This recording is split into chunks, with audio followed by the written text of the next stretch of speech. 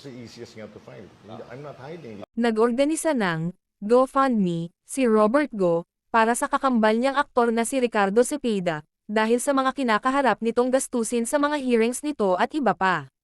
Nakapost ang larawan ni Ricardo na nakahawak sa rehas at naka-thumbs up na umaasang makakalaya siya. Kasalukuyang nasa Florida, USA ang kakambal ni Ricardo at nababahala na ito sa kanya dahil sa umano'y maling paratang sa kanya at higit sa lahat ay ang dinaranas na struggles ngayon ng pamilya ng aktor. Narito ang inilabas na pahayag ng kakambal ni Ricardo. Minamahal na mahabagin na mga taga-suporta. Lumapit kami sa iyo ngayon na may mabigat na puso, dala ang pinakabagong update sa patuloy na legal na labanan ni Richard.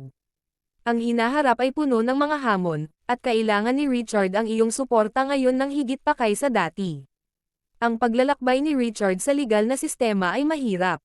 Sa 23 pagdinig na naka-schedule sa pagitan ng Pebrero at Hunyo taong 2024, napakabigat ng pinansyal na pasanin. Ang bawat pagharap sa korte ay nagkakahalaga ng hindi bababa sa $500 bilang karagdagan sa pagtaas ng mga bayad sa abogado. Ang pisikal na toll ay pare-parehong nakakatakot, dahil si Richard ay kailangang magtiis ng nakakapagod na mga paglalakbay, sa malubak na mga kalsada sa loob ng 3 hanggang 4 na oras, bawat daan mula sa kung saan siya nakakulong. Ang mga sakripisyo ay umaabot sa kanyang asawa, si Marina, na gumagawa ng parehong paglalakbay mula sa Maynila upang tumayo sa kanyang tabi sa bawat pagdinig. Sa kabila ng aming mga pag-asa, ang mga kamakailang pag-unlad ay nagpabagsak sa kanila. Sa kabila ng malinaw na katibayan ng pagiging inosente ni Richard, ang katamaran ng legal na proseso at ang pag-schedule ng isang pambansang komperensya ng prosecutor sa Marso at isang holiday sa Abril, ay naantala ang anumang posibilidad ng piyansa hanggang ika-18 ng Abril taong 2024 sa pinakamaagang panahon.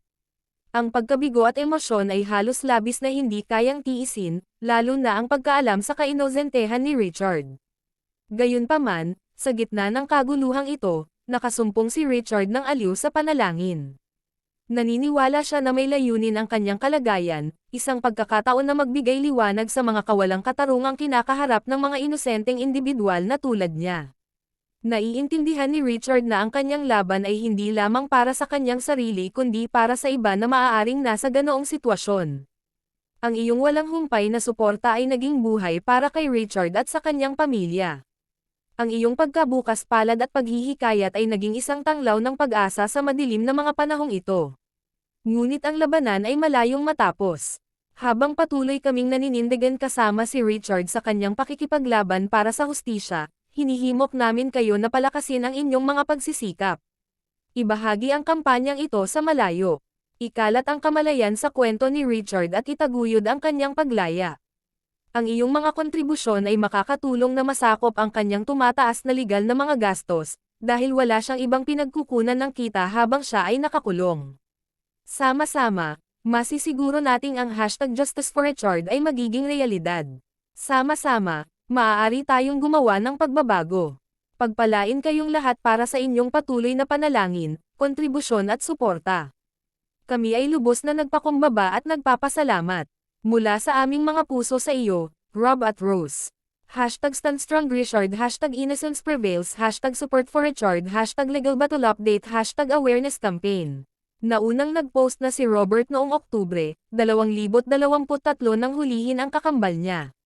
Noong ika-7 ng Oktubre taong 2023, ang aking fraternal twin brother, si Ricardo, isang minamahal na aktor na kilala sa kanyang screen name na Ricardo Cepeda, ay dinala sa kustodiya sa ilalim ng maling mga kaso ng syndicated estafa.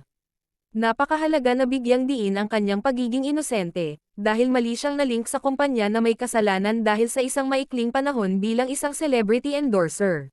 Noong ika-7 ng Oktubre taong 2023, ang aking fraternal twin brother, si Ricardo, isang minamahal na aktor na kilala sa kanyang screen name na Ricardo Cepeda, ay dinala sa kustodiya sa ilalim ng maling mga kaso ng syndicated estafa. Napakahalaga na bigyang diin ang kanyang pagiging inosente, dahil mali siyang nalink sa kumpanya na may kasalanan dahil sa isang maikling panahon bilang isang celebrity endorser. Sa papel na ito, sa ilalim ng kanyang screen name, walang kamalayan si Ricardo sa mga problema sa pananalapi ng kumpanya at walang direktang pakikilahok sa mga desisyon o pamumuhunan sa negosyo. Inalisan ni Robert ang mga kasong isinampa kay Ricardo. Mga hindi makatarungang akusasyon.